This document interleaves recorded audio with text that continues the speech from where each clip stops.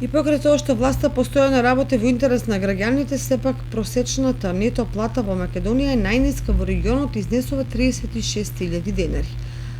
А ако просечната, која не е реална за најголем број од граѓаните, е последна, може да се замисли како стојат работите со најниските плати, кои се движат од 300 до 400 евра, што ги добиваат околу 3/4 од вработените. Загрижувачко е и што кај најнеплатените професии има бројни случаи каде вработените ја добиваат со закон пропишаната минимална плата, но им враќаат на газите одредени износи. Колку не продуваме, зборува податокот дека пред Македонија се Босна и Херцеговина со просечна нето плата од 650 евра, пошто следи Србија 740 и Црна Гора близу 800 евра.